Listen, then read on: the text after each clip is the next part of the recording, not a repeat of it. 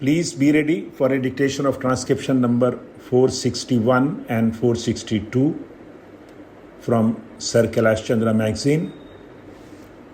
5 seconds.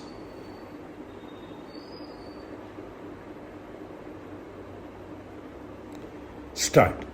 Administration, as we all know, has grown not only in volume but also in complexity. So it is but proper that the House attaches the greatest importance to the machinery which is charged with the responsibility of seeing that the recruitment and discipline of the services are maintained at the highest possible standard. Sir, the report before the House gives a clean bill to the government. But from that, what some of the honourable members pointed out during the debate, it seems to me that the report is significant for what it omits to say. For instance, my honourable friend, Mr. Bhargava, drew attention to a number of alleged irregularities on the part of the Commission and the ministries. We do not know how far they are true because they do not find a place in the report. Probably they fall outside the years to which the report relates.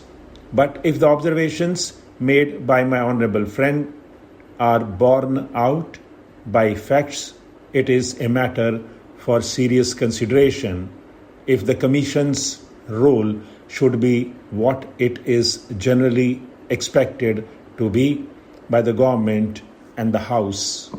It has probably to assume a superior role if it is to control effectively the policy of recruitment and the standard of efficiency in the services generally.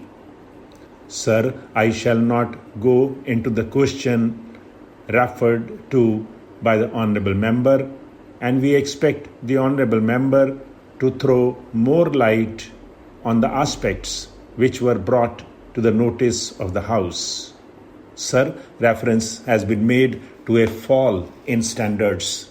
It is said that education in the universities and the educational system generally should improve, and unless that is so, we cannot have the desired personnel to man the services. In that connection, honourable members have referred to the need for improving not only the university stage of education but also the secondary stage. I would like to go a step further and say that the whole system of education has to be looked upon as one integrated whole, and unless we strengthen our educational system from the very bottom, it is no use our concentrating only on the university stage or the secondary stage. Even from the primary level, education as a whole is in a melting pot, not with regard to the curriculum alone, but also with regard to the medium of education and its objectives. Sir, I would now refer to the question of examinations. Much has been said on whether there should be an oral test and what its place should be in deciding the merits of applicants. Sir, I feel compelled to say that the viva voce test is very necessary to select proper persons for the services. There is nothing sacrosanct about the written test. It depends, it is true, on the intellectual discipline that a person has gone through, but that is not all for judging the merit of a person. The personality of an individual is many-sided, just as people have said that it is difficult to judge the worth of a person in a 15-minute interview, I submit that it is equally difficult to judge the capacity or the efficiency of a person by the amount of crammed knowledge that he is able to put out. We know that the government itself is not satisfied with the system of education and it is thinking of reforming it. So, sir, there can be no final word about it, but the system of selection has to be determined as much as possible after taking into account all the factors that go to make a personality today. Then, sir, I would like to say a word about the constitution of the Commission itself.